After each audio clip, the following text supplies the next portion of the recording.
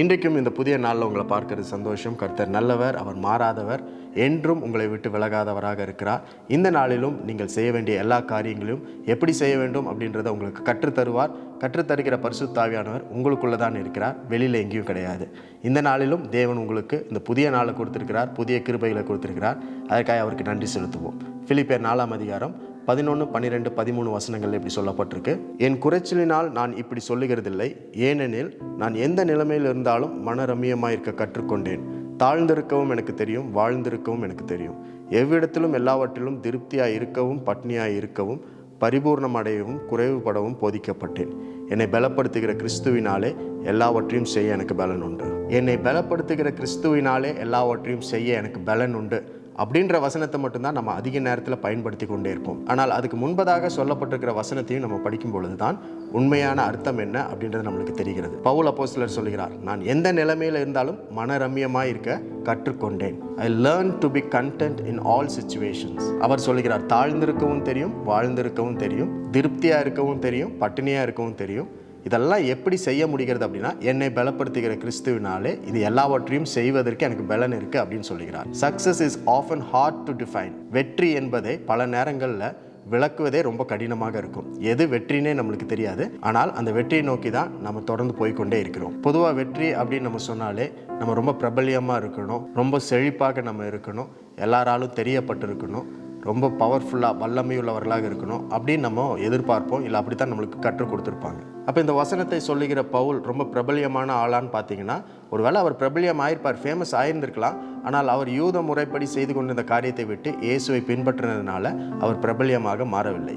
அவர் நல்ல செழிப்பான ஆளா, பணக்காரரா அப்படின்னு கேட்டோன்னா, ஒரு காலத்தில் நல்ல செல்வந்தனாக தான் இருந்தார். ஆனால் இயேசு கிறிஸ்துவின் சுவிசேஷ நிமித்தமாக எல்லாவற்றையும் விட்டு அவர் தேவனை சார்ந்து ஒவ்வொரு நாளும் தேவன் அவரை வழி நடத்தி கொண்டிருந்தார். அவர் ரொம்ப பவர்ஃபுல்லான ஆளா, இன்ஃப்ளூயன்ஷியல் ஆளான்னு பார்த்தீங்கன்னா அப்படி ஒரு காலத்தில் இருந்தார். ஆனால் இயேசுவுக்காக எல்லாவற்றையும் விட்டு அவர் யாராலும் அறியப்படாத ரொம்ப பலவீனமான ஒரு மனிதனாக இருந்தார். ஆனால் எதுவாக இருந்தாலும் ஒரே ஒரு காரியம் அவரோடு கூட இருந்தது.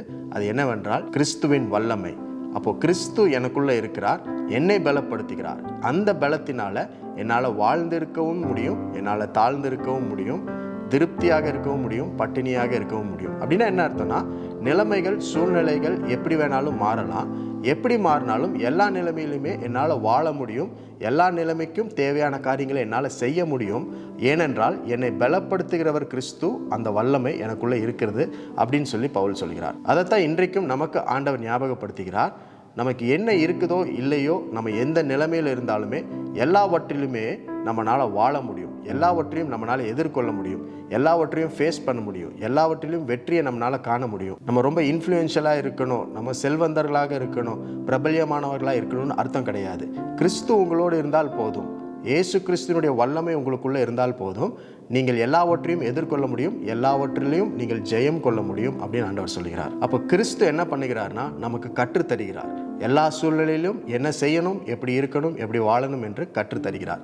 கிறிஸ்து அப்படின்னு சொன்னாலே வல்லமை, பவர் என்ற அர்த்தம். அப்போ உங்களை பலப்படுத்துகிற அந்த வல்லமை, உங்களை பலப்படுத்துகிற கிறிஸ்து உங்களுக்குள்ள இருக்கிறார். அவரால் எந்த நிலையிலும் எப்படிப்பட்ட சூழ்நிலையிலும் எல்லாவற்றையும் செய்ய உங்களுக்கு பலன் இருக்கிறது. ஒருவேளை இன்றைக்கு நீங்கள் பட்டினியாக இருக்கலாம், ஒருவேளை இன்றைக்கு பண போராட்டத்தில் இருக்கலாம், கடனில் நீங்கள் இருக்கலாம்.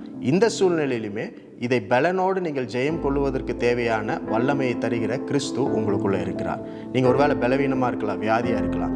இந்த வியாதியை மேற்கொள்வதற்கு பலன் தருகிற கிறிஸ்து இயேசு உங்களுக்குள்ளே இருக்கிறார். அப்போ உங்களுடைய சூழ்நிலை எதுவாக வேணாலும் இருக்கலாம். எனக்கு தெரியாத சூழ்நிலை உங்கள் வாழ்க்கையில் இருக்கலாம். ஆனால் உங்களை பலப்படுத்துகிற கிறிஸ்து வல்லமை உங்களுக்குள்ளே இருக்கிறதுனால இதை நீங்கள் ஜெயமாக மாற்ற முடியும். எந்த சூழ்நிலையிலும் எந்த நிலைமையிலும் உங்களால் வாழ முடியும் அப்படின்றத அவர் இன்றைக்கு ஞாபகப்படுத்துகிறார். இன்றைக்கும் கிறிஸ்துவானவர் உங்களுக்கு கற்றுத்தருகிற காரியம் இதுதான். அவருடைய வல்லமை உங்களுக்குள்ளே இருந்து எல்லாவற்றையும் செய்வதற்கு தேவையான பலனை உங்களுக்கு தருகிறது. இன்றைக்கும் பலன் நிறைந்த நாள், வல்லமை நிறைந்த நாள். ஏனென்றால் கிறிஸ்து உங்களுக்கு கற்றுத்தருகிற நாள். அவர் உங்களுக்குள்ளே வாசமாக இருக்கிறார் என்பதை நீங்கள் பயன்படுத்துவதற்கு இந்த சிறந்த நாள் ஆண்டவர் கொடுத்திருக்கிறார். அதுக்காக ஆண்டவருக்கு நன்றி செலுத்துங்க.